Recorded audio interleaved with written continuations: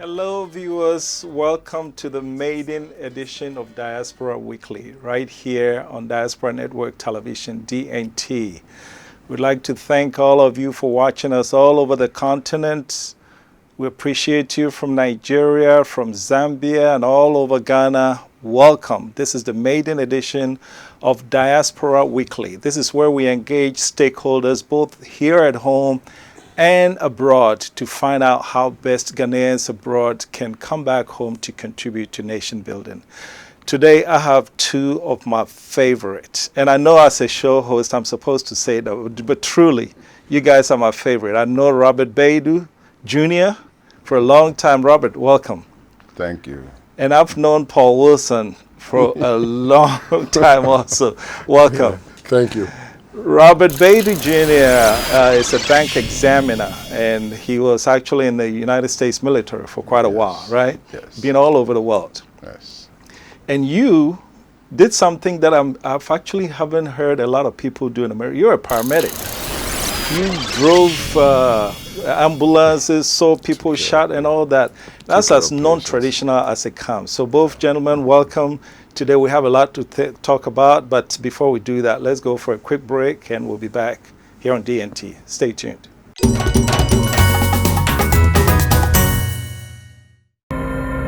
Hello, my name is Kofi Opon Ochre, and I bring you NASA on DNT, a program designed to expose corruption and indiscipline in our society and advocate for the punishment of these offenders whose activities impede national development. The National Road Safety Commission indicates that Ghana loses $230 million to road accident, with over 1,600 deaths recorded every year. In 2018, Shraj report indicated that Ghana loses 13.5 billion Ghana cedis to corruption. And United Nations Children's Fund UNICEF has also stated that Ghana loses $290 million to poor sanitation alone. This is not right. So make a date with me, and together let's name and shame the offenders of the law. NASA, see something, say something.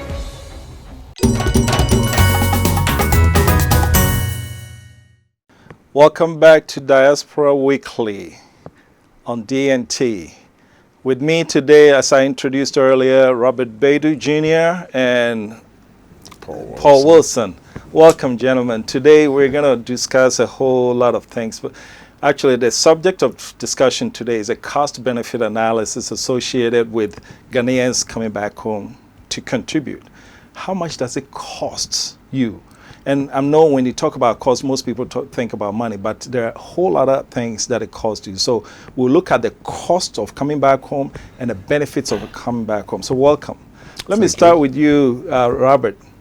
How you doing? I'm doing great. God, how long were you gone?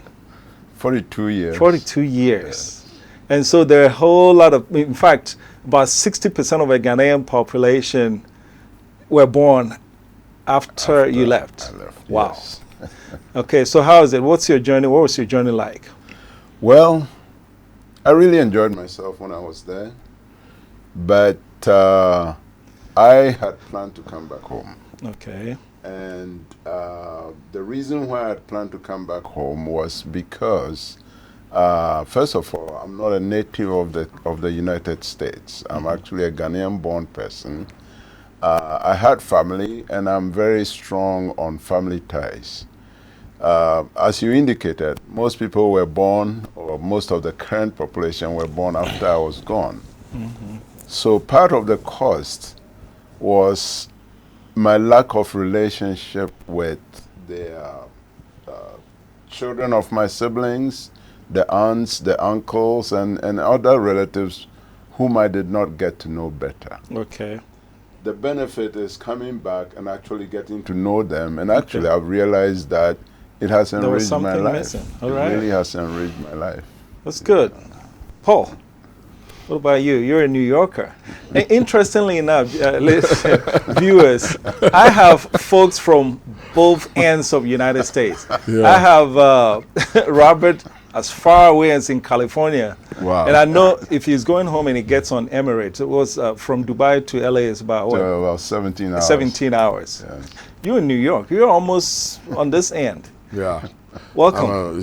What's your journey? How was your paramedic days in New York? Well, talking about my EMT paramedic days, that's the later part of my life. Okay. I did, I think, if I'm not mistaken, about 20-something years I started with the EMS to the fire department. Before we were the emergency medical service, then we merged as the fire department. Before then, I worked in various hospitals because I left Ghana as a nurse. Okay. So from then on, I became a EMT paramedic. I worked for the fire department of New York, and it was challenging because I remember I thought it was me alone. Then after some years, I met one guy. He's still there. He's retired too. I met him at Fort Tartan, where we go for, every 3 years you have to go back to school for the race certification. So I met Bafo and I looked at him and he looked at me. He saw my mark and he says, "We're Ghanaian." And then I said, "Hey, let me So actually we later got to know each other and I found that it's 2 Ghanaians, born Ghanaians, in the whole New York Fire Department. Look at that. Yeah. Look at that. It wasn't a job that even black Americans want to do. It's all mostly white because people. if you're a fire department in New York, and at the time, if I remember correctly, that was before Mayor. What's this mayor? Jenkins? No, that was before Giuliani. Giuliani, way before Giuliani. Yeah, Koch, but Jenkins, before Giuliani, New York was pretty rough. Very rough, So especially the Bronx, Brooklyn, and some parts of Manhattan. You know, 42nd Street now, everybody can walk there freely, and it wasn't like that. So why did you come back? I mean, before you answer that, you drive through cantonments, American Embassy. Yeah. You see a whole bunch of people looking to go. Yeah. But you already got the chance to go. I came back. But then you want to come back. Why? Well, it's a generational thing. I think what it is that depending on where you grew up and the opportunities you had here or didn't have, that's what makes the difference. There are some people from homes that they can easily go out there on vacation and come back, or they can go there through schooling, or they can go because they have the money to go. For instance, if I'm a son of an MP or maybe a pastor, I can easily go. But I was a typical hustler. I grew up from a humble beginning Winneba. I've been a driver's mate. I walked barefooted to school. I was a typical hustler. Good. So I went to America from Liberia, at the time. And then I worked my way up. So I can see these young guys who are struggling to go, and I can identify myself with them. And then I can see those who have gone and want to come back, and I can identify myself with them because I've been at both ends. Both ends, okay. We're going to get to Robert. Robert probably has a different reason why after 42 years he want to come back. Boom. How did you hang it all up to come back home? Because you lived in L.A. Yes. This is where all the movie stars hang out at. You ever met Brad Pitt and Denzel Washington, all those guys? No, but I met some of them. Yeah. Some others. Okay. After, I should start by saying that, a lot of it had to do with planning. I started planning my retirement when I was very young. Okay. And the reason for that was I suspected that if I put away a certain amount of money, no matter how much, after a certain number of years, it accumulates into something. Okay. Which it did. Okay.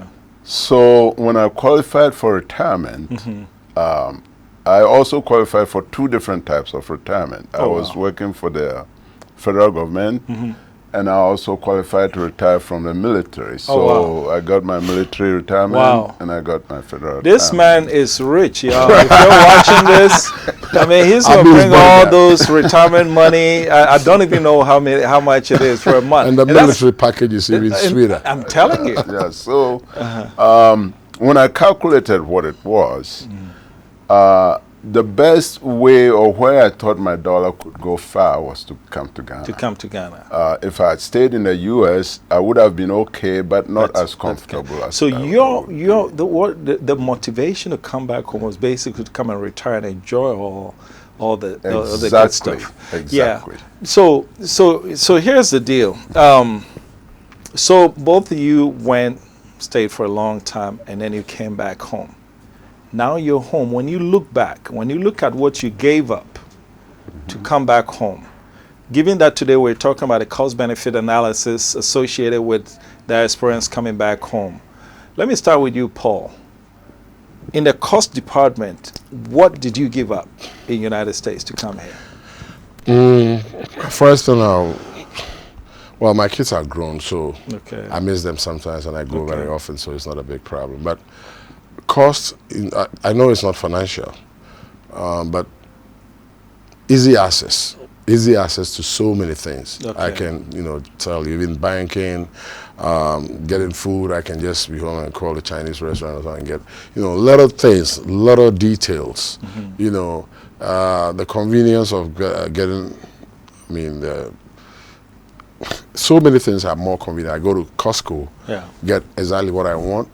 I can go to the pharmacy, call my doctor, and then get my prescription sent to the pharmacy. I just pick it up. There's not too many ebiniho. Yeah, right. But then I don't think about it anymore. Right. Because when I got here, I embraced the system the way it is. Okay. In the beginning, it was very difficult. I even wanted to go back. Okay. But I realized that it was the cosmetic differences that I was looking at. Okay. So when you get down real to yourself, your people, where you started from, where you came from, who you are, and you accept that, it will be easier. Okay. So I don't lose so much, but I rather gain so much. So you gained a lot. When you I look gained at a lot, yeah. the overall cost, let's look at family, salary, lifestyle, the infrastructure, where things work. I know in New York, you guys are into subways. Yeah. If the train is supposed to be there at 6:15 on the dot, it It's shows supposed to up. be there. You can't be late. Yes. And you do you miss that? Well, I miss a little bit of that. When I go back, I always go to the fire stations where I work, my ambulance station. I interact with the people. I miss the people. Okay. But I don't. I miss the system too. Okay. Here, it's more relaxed. It's like, we try to get used to it, even though we know it's not a right thing. Right. For the future of this country, it wouldn't be right for somebody to be late at an appointment. A driver driving anyhow, police that trying would to be, take bribe for something. That would be the next one that we talk about. Those things. But and so what did it cost you, Robert? I think in terms of cost, I would echo what Paul just said. The lack of efficiency in certain areas, and not so much that, but I see there isn't an effort to improve the lack of efficiency. Okay. And here in Ghana. And maybe that those who know me very well will probably be smiling or laughing when they hear me saying this, but. I start growing my hair when that happens. The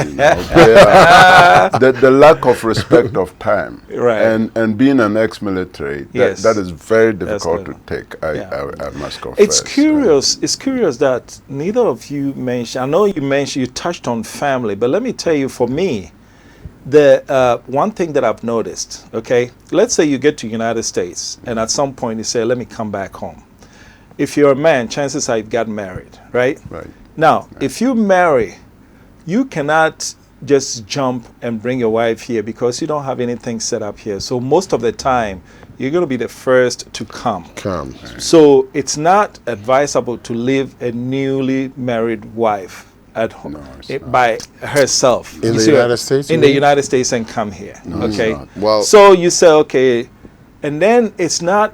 Then the next stage when you marry is you have kids, young kids, right? There again, there's problem because your kids need to interact with you to know their father. Right. So that time too is not just quite right. All right. When the kids get into their teens, that's when they are at the crossroad.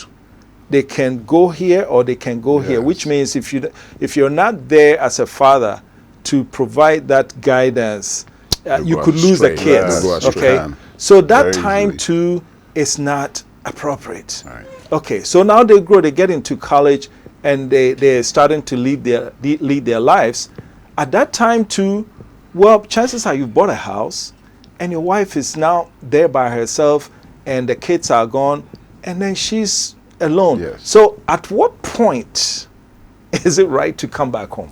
From the family perspective. That's a very good question, because in my case, I brought my children here, and they went back after secondary school. Okay. But when they came, they were much younger. They were the youngest one was about 9, and the older one was 12. So it was easy to bring them and put them in the school system here. Okay. And when they went back to continue, there wasn't any setback? No, not at all. As a matter of fact, I realized then that as miserable as they looked when they were here, they really appreciated the time they spent very good. here. In fact, they made friends with whom they sometimes come back home. This last time I was in the U.S., all of them were in California. Okay. They bonded, you know, they made friends. Would you say they appreciated America more after they had been here? Or, because I've heard people say that when you bring the kids and they're here and they see the need that other people, the struggle that people go through, when they go back to the States, they appreciate it more. Yeah. That's exactly what my youngest son told me. Okay. He said, there's so much we take for granted in America. Yeah. Okay. You know, he said, you know, waste if I a want lot. Burger King, I can just go get it in a drive-through and get it. Yes. Now I've seen KFC and others coming here. Yeah. But even then, it's not the It's same. not like what it is in It's America. not the Yeah. same. Yeah. Pizza, you call for pizza. Now I see it, you know, but also, again, not the same. But he tells me that being here opened his eyes to some of the opportunities he has in the U.S. Yeah. that we take for granted. Okay. So now let's look at the benefits angle. You, Paul, said that you've actually benefited more. Yeah. Tell me about it. In what areas? We're looking at, okay, I'll let you talk. In what way have you benefited more since you've been back? Well, I've been able to help more people directly than I used to. When I was there, it was very remote. Beside my siblings and my kids, my wife and stuff, you know, I didn't extend the help so much. But once I'm here, now I meet nephews and nieces and far distance nephews and nieces who call me uncle, and then I go home, I can interact with them. So I'm saying the electrification has gone into villages. Okay.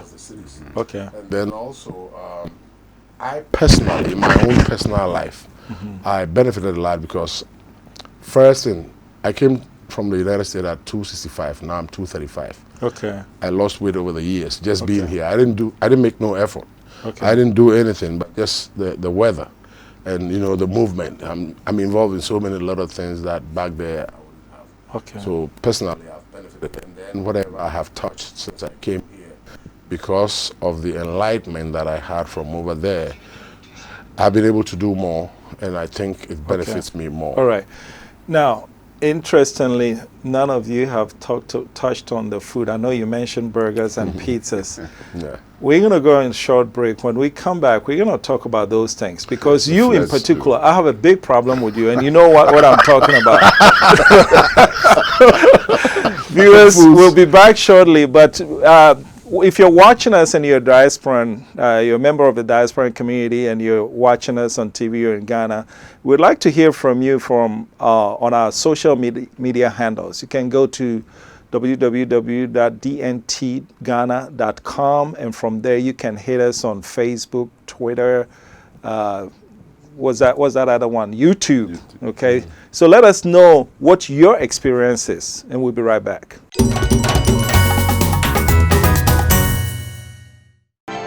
Every weekday at 12 and 5 p.m., DNT Newsroom brings you the most topical, fact-based, and up-to-date news from Ghana and around the world. Politics, business, sports, and news from the diaspora, all covered in this comprehensive news update. If it matters, DNT Newsroom will have it covered. DNT News, be informed.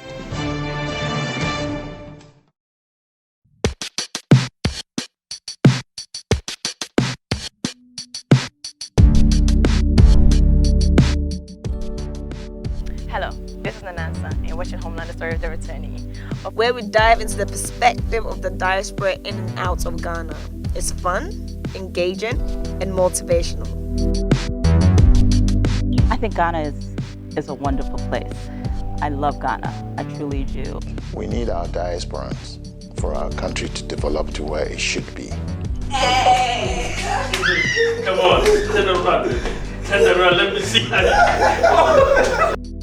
Make a date with me right here on DNT every Tuesday at 8 p.m. Homeland. Brain drain, brain gain.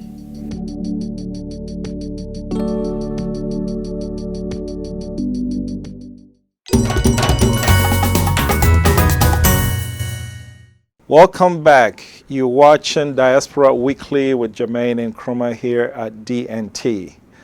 Before we went on a break, I promised you we were going to talk about food. And let me tell you the problem I have with Robert. You know, and this, before I get to the problem, here's the interesting thing.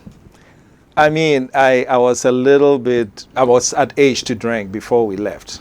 And I remember I'll be sitting with my friends, drinking maybe Star beer, club beer, and then somebody will bring a beer from Germany and we would just throw away the Star. Oh yeah, this is a Bruchet beer. Okay, so we're all clamoring for it, right?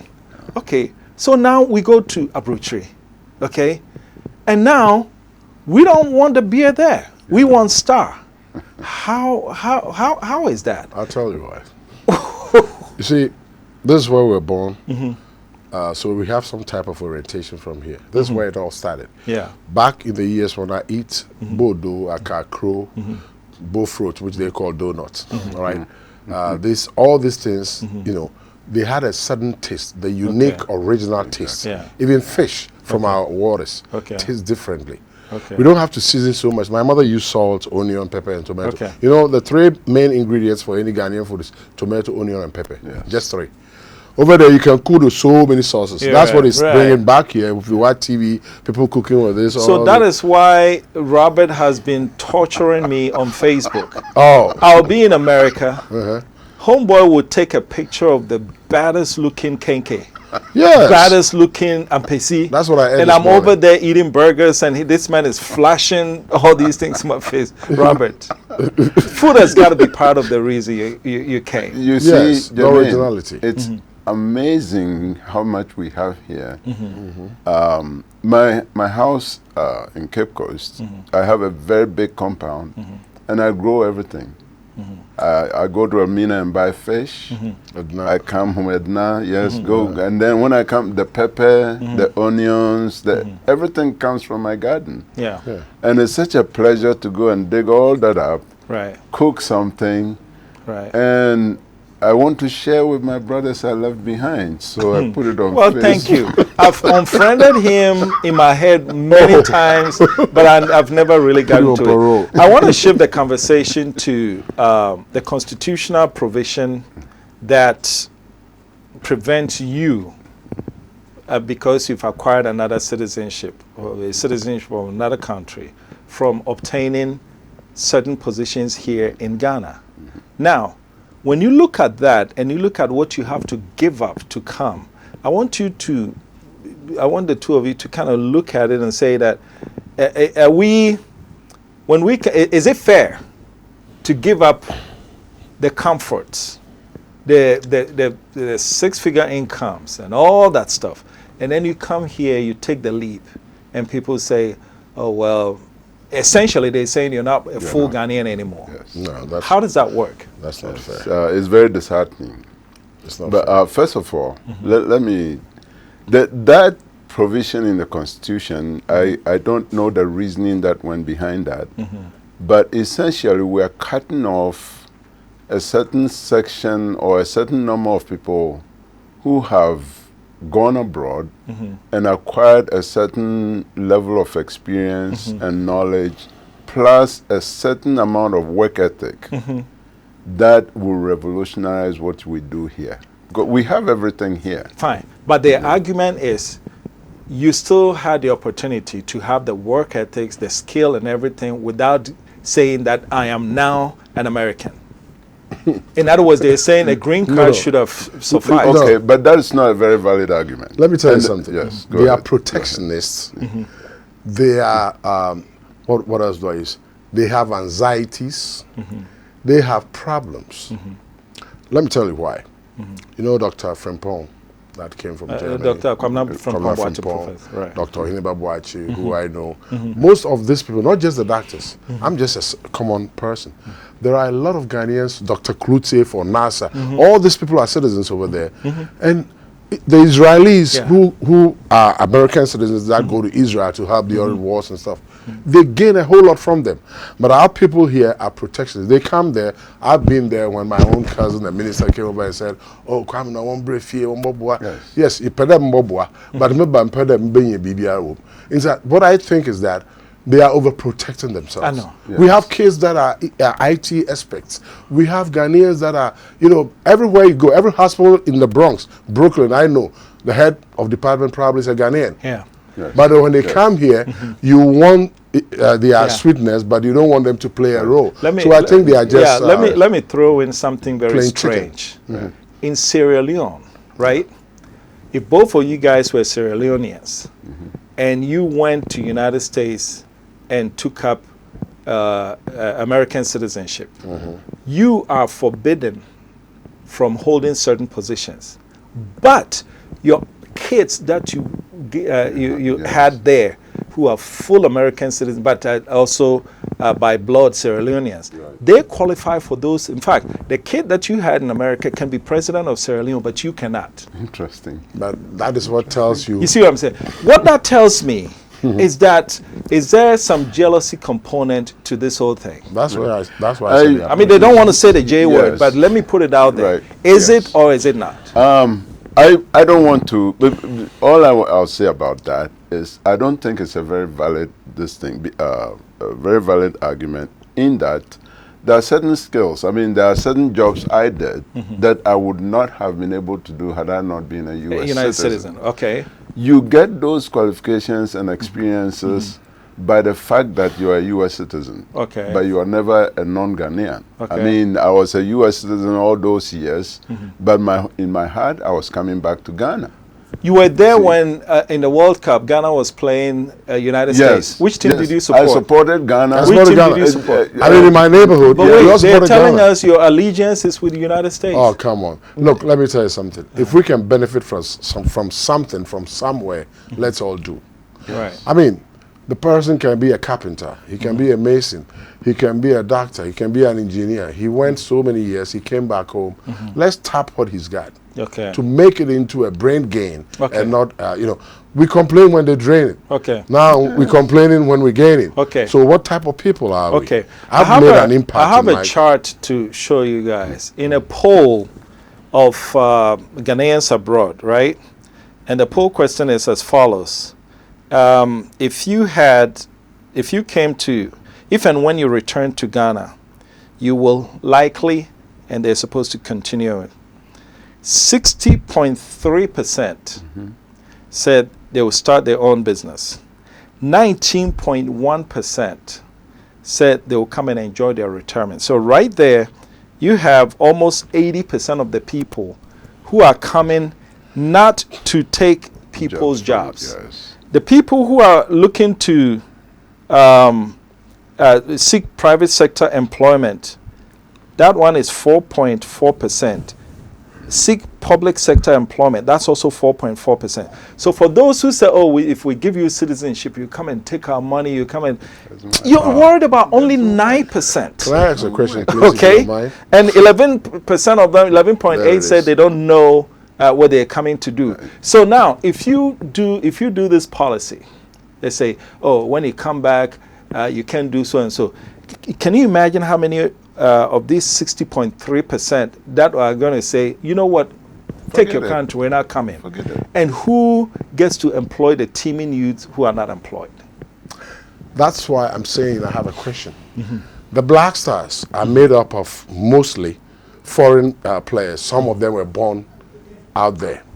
When they need them, they don't even want to use the local players when it comes to World Cup and African Cup. Why not? Yeah. Well, just look at the fabric they have. It will tell you. They don't want to even use... We have good local players. So you see what is happening?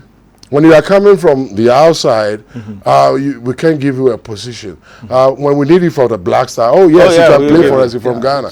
Right. And interestingly enough, when we brought in the foreign players, that's when we started We getting dropped to off work all out. the local players because there are some good local players that I've seen in Kotoko and Hearts and other teams that they could have just used and also groomed. Good point. Yeah. But they want it already made.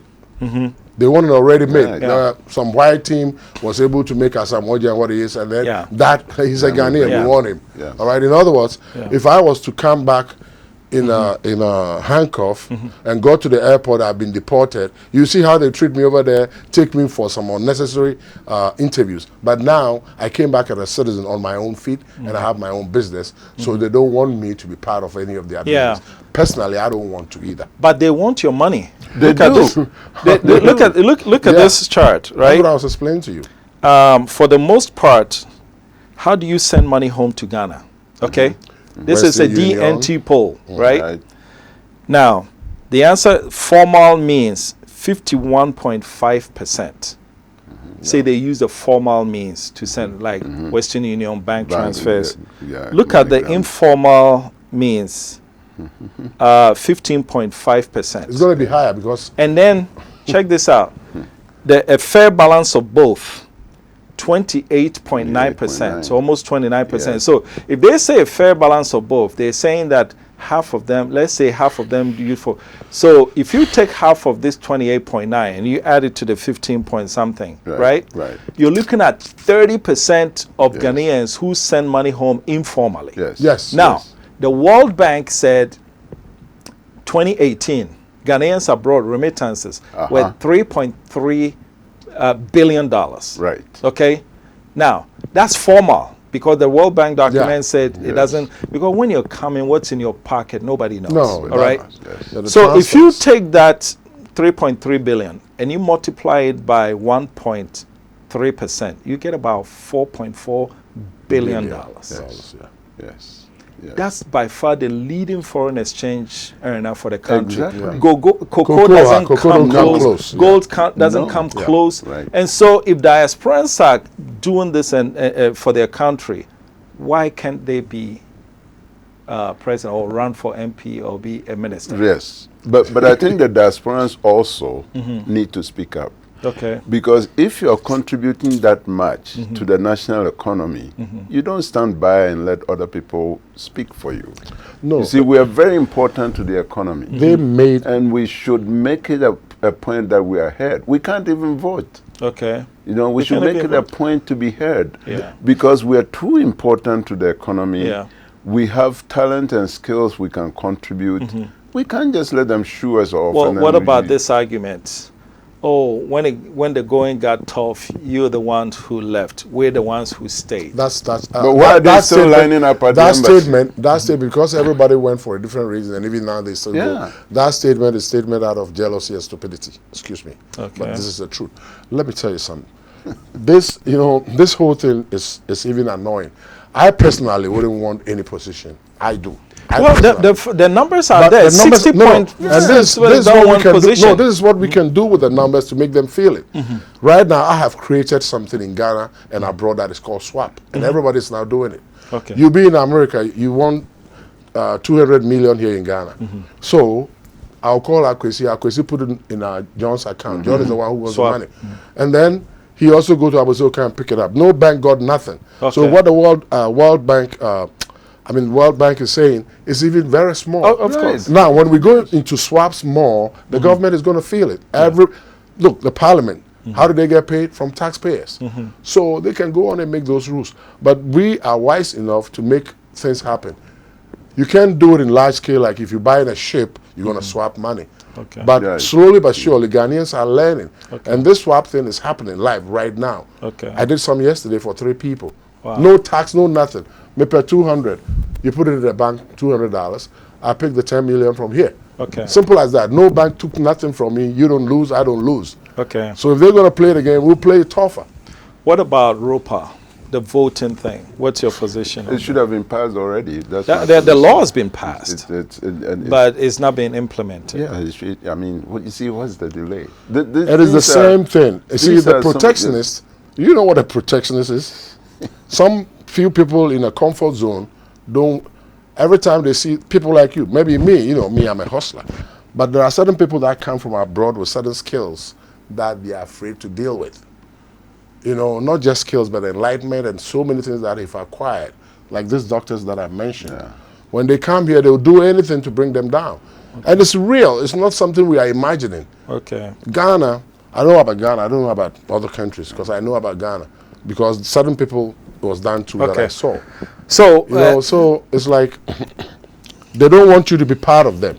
You can sit under the mango tree. If lucky one drop, you can eat it, but don't climb the tree. Yeah, that's all the same. Well, when we're going to go for a short break, but real quick before we do that, for all the excuses that they give, oh, it's too expensive, oh, it's going to be this, oh, people are going to cheat.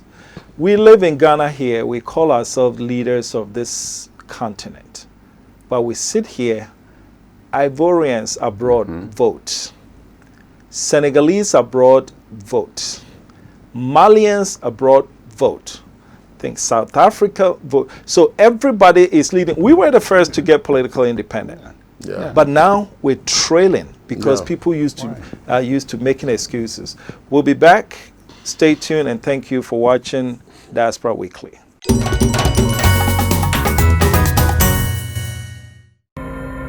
Hello. My name is Kofi Upon Ochre, and I bring you NASA on DNT, a program designed to expose corruption and indiscipline in our society and advocate for the punishment of these offenders whose activities impede national development. The National Road Safety Commission indicates that Ghana loses $230 million to road accident, with over 1,600 deaths recorded every year. In 2018, Shraj report indicated that Ghana loses 13.5 billion Ghana cedis to corruption. And United Nations Children's Fund UNICEF has also stated that Ghana loses $290 million to poor sanitation alone. This is not right. So make a date with me and together let's name and shame the offenders of the law. NASA, see something, say something. My name is Novi. The name is Phil. Iman is the name. Laugh and learn.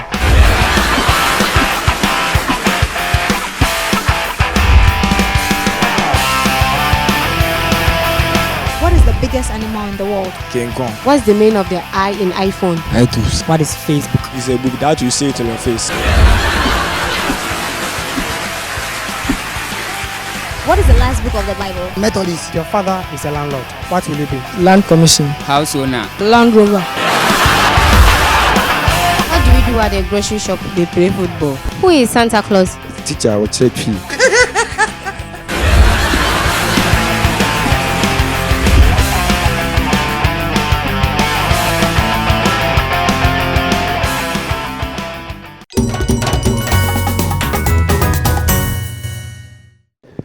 Welcome back to Diaspora Weekly. My name is Jermaine Nkrumah again, and I'm with Robert Baidu Jr. and Paul Wilson. Paul, I forgot to mention one thing that you do.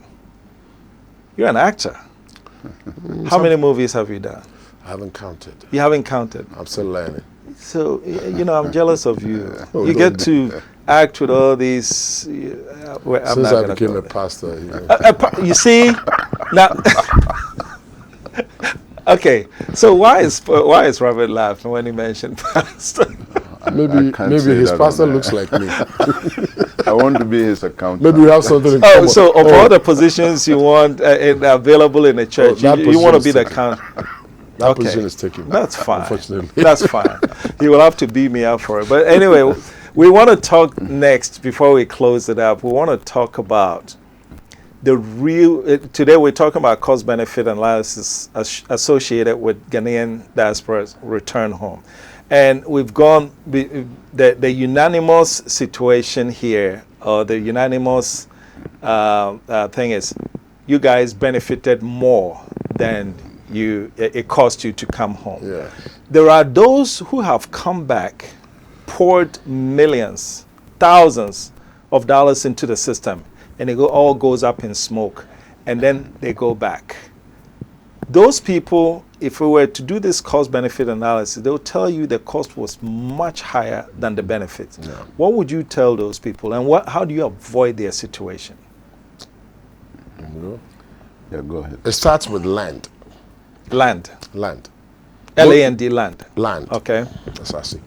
Most people have been discouraged because of land. Either he was there buying it or he came and tried to buy it.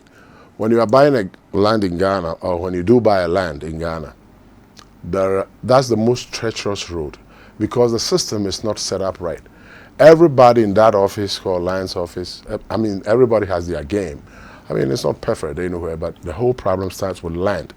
Because when you come back, maybe you left as a young man, now you are coming to build. Or whilst you are there, you are building to come. When you come back, it's one thing. Either the family screwed up your money, the land documents are not done, some institution be chasing you. It's craziness. People have committed, people have gotten heart attacks from it. There's too many games with land. Then the second thing is, I will advise those that want to come home, don't do like I did. I was just lucky to survive it. I came on a visit and I chose to stay. Plan it well. Come and visit sometimes. See how you can fit in, who you can work with. There are certain people that you went to school with, they're not the same thing.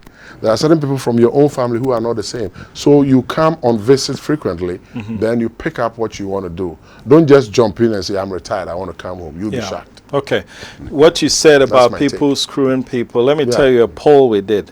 In the Diaspora, DNT Diaspora poll, to the question, what one thing would you like the Ghana government to do to help your situation to return home? Again, I'm going to read this and you put it within the context of how people screw other people and nothing happens to them. All right. To the question, what one thing would you like the Ghana government to do to help your decision to return home? 38% said fight corruption. The next largest slide is 31.4, improve law and order. And then the next one is improve bureaucracy. I was shocked. I thought bureaucracy would be higher. But look at law and order and corruption. In other words, people feel like the idea, the impunity, the idea that people do things and get away with it, if you have a police arrest him, it's a waste of time because somebody will go and beg or pay, and then he goes for and if you're lucky and it goes to the court system, you're going to have to come back at least 10 times before the case is resolved. The courts are worse. So what advice do you have, Robert, for people to avoid these pitfalls? My advice is trust people less than more. Okay. Do not, those who smile at you and come and offer help are the ones who are going to seriously disappoint you. So it's best, what I tell people when they ask me, I tell them, don't send your money to anyone, not even to me. Save your money, let it earn interest. When you get ready to come home and you need a house, when you show someone the money, they'll sell you the house. Right, okay. Don't try to build. Okay. Don't try to send money to a mother or brother or anyone to build for you. Yeah. You'll be seriously disappointed. Okay. But at some point, you have to trust somebody. No, in all these things that you're saying, there are also success stories where you brought money and then, what would you say the percentages are? But I think it will be a very small percentage of those you can trust. That are the success stories. Yes, but I would advise that you keep your money, bring it here, take your time. They are trustworthy people. Yes. You get to meet them, but don't rush. And then one last thing to what I was saying is coming home is not exactly easy. Yeah. It takes a lot of planning, but one of the biggest things that I keep advocating is there's a very serious psychological effect that it has on you. And one must be prepared. You have to talk to a lot of other diasporans who have done it before, and don't be bashful to share your experience with them, because psychologically it takes effect. Sometimes we don't talk about that or we ignore it. Yeah. And some people go crazy. I'll tell you what helped me, and we're going to come back to both of you to have your closing advice to those who are contemplating returning home. But for me, when I first went, the request was coming in left and right. The first time I brought my mom over and saw that early in the morning, I'm gone. I won't be back again till night. It went on, and one day she actually sat me down and said, Kwesi sana mo brew Nkrumah. It's like, is that how you guys work over here? Yeah. And she also added, said, someone help you. In other words, she's not going to bother me with the frequent requests for money, because now she saw how much we really work. And so is it possible that folks who do that, they feel like the money is on trees, as soon as you land you start plucking? They don't feel that way. They don't feel that. What it is that they know it's better there than here. Yeah, so sometimes I say to them, I went to the United States in November, I came in March, and whilst I was there I got 27 requests for phones. Everybody wanted a phone. About 19 of them wanted an iPhone. Right. So I started to do my own statistics. You call me. I said, Uncle Pocho, I buy it to phone, but I'm so Mati, bro. Then somebody said, oh, please buy me an iPhone. I said, okay, when I get to where they dump it, I'll get one for you. Exactly. When I was younger, I had uncles. They'll even ask for phone that you cannot afford for yourself. Exactly. When I was younger, I had uncles that were salesmen that, back then, Black Star Line. I used to have the same impression. So I don't hold them responsible. It's not their fault because of how it's been projected over years. Okay. So Bruniba, okay. But actually, some of our people are suffering back there. There are people who can't even buy a ticket to come home. Okay. Closing advice. What advice do you have for folks who are watching us abroad that are thinking of coming back home? Learn how to say no. Learn how to say no. Learn how to say no. Because the requests will be coming from everywhere. Oh, okay. Learn how to say no. Someone will bring 5 children and say, school fees time assume. Right. Someone will say, Miyaro Moko Hospital. Right. If you cater to everyone, you are only one. Yes. There's so many relatives. Yes. You don't say no, you lose money very fast. Great. Great. What about you? What advice do you have? My advice is, before you come in, please do visit a couple of times and see where you fit in, and know what you're gonna do if you move over. Otherwise, it's the same thing. Back here, back there, it's all common sense. If you can use your head, your body will not suffer. Yeah. For me, what has worked for me upon my return is that this penchant to say, oh, enyeshi, right? I've moved so far away from it. I'll give you a story. When I bought a bus, and I wanted to give the bus to my nephew to drive. My father said, no, it's not going to work. And I said, why? He said, because he's not going to do what you want. And if you take your key, a busianfo, they will say. Yeah, that's true. And so the first thing is, okay, if the family folks are in our village and they're talking about me there, how does that affect me when I, and so, but I had that interaction with my father, and what I gained from that is, all right, Enyeshi is out of here. So I sat down and wrote a 10-point agreement, owner-driver agreement, with my own nephew. We sat down, I said, read this. Do you understand it? He said, yes, sign here. He signed. We went through item by item, and I said, look, I've been gone for a long time. I haven't done anything for you. This is one way that I can help you and for me to get my report.